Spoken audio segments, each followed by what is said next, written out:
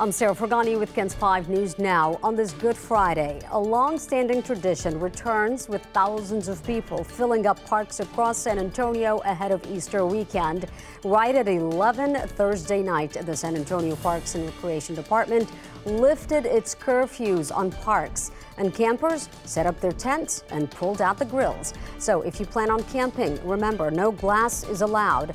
The city is asking that you bring your own trash bags and pick up after yourself. And keep in mind the curfew resumes at 11 p.m. Sunday. Another tradition today, every year on Good Friday, believers gather in the streets of San Antonio to see the trial and crucifixion of Jesus Christ. The Passion of the Christ reenactment starts with a prayer service at Travis Park in the morning, followed by a procession that ends in front of the San Fernando Cathedral at noon. A home operating as an illegal bar turns into the scene of a shooting, and police are now searching for the woman involved. Police say two women started to argue, and one of them grabbed a gun and shot the other, then ran off. All this at a house on Rigsby Avenue around 3 in the morning. Police say the home was operating as an unlicensed bar, and the Texas Alcoholic Beverage Commission is aware of the establishment but has not yet shut it down. The victim was taken to the hospital in stable condition. Police are trying to figure out who pulled the trigger in a murder-suicide involving a couple on the Northeast Side. Police say the couple's children were at the home on Champlain Drive late Thursday night when it happened. They ran for help, and neighbors called police. The girl's okay, because I saw her on the stretcher, and I just pray that she's okay. Police say a 53-year-old man was shot and killed, and a 51-year-old woman is in critical condition. They're still investigating who fired the gun.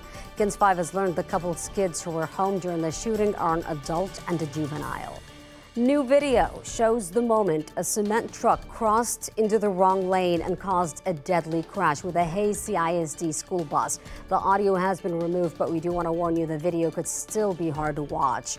In the dash cam video, you can see the cement truck cross over the double yellow line on Highway 21 in Bastrop County. The bus driver tries to move over onto the shoulder, but ends up rolling over. According to court documents, the driver of the cement truck admitted to investigators he only got 3 hours of sleep the night before and that he had done cocaine the morning of the crash. A 5-year-old on board the school bus was killed, along with another driver. So far, no charges have been filed.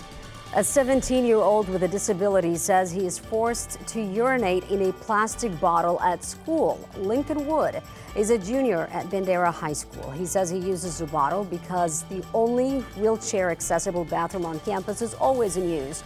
Until the bathroom was renovated this year, Lincoln said he had to pee in a hospital jug in the nurse's office. The student's family tells us they fought for more than a decade for changes in the district because Lincoln's older sister also uses a wheelchair. And within the past 2 years, the Bandera ISD got a wheelchair-capable bus, a stair crawler in case the elevator breaks, and a chairlift for the theater.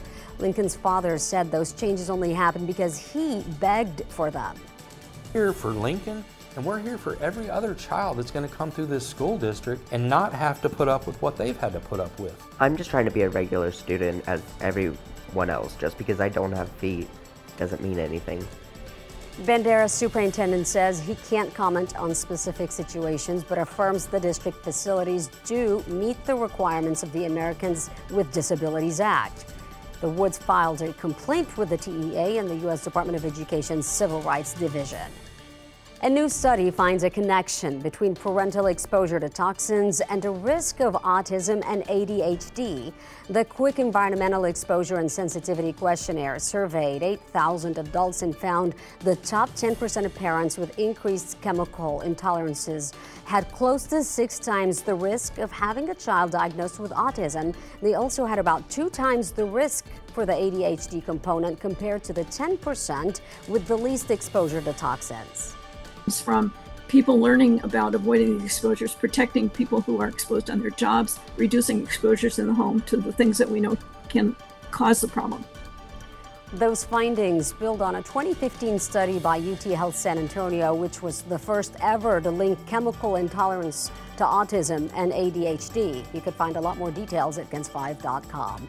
This weekend, you can adopt dogs and puppies for just $25. San Antonio Pets Alive is hosting an adoption event Saturday from noon to 4 at their Petco Adoption Center off Northwest Loop 410. The discount only applies to dogs, but you can still meet cats and kittens that are looking for a home. For today's forecast, Maggie Laughlin. So cute. All right, you guys. Well, it's going to be sunny, breezy with clear skies and a little bit windy. Yeah, southerly winds up to about 25 miles an hour this afternoon. That's the makeup of your Good Friday. There's more of this where that came from as we head into our Easter weekend. Sarah? That's a beautiful looking Easter weekend. Thank you, Maggie. And that's KENS 5 News Now. I'm Sarah Forgani.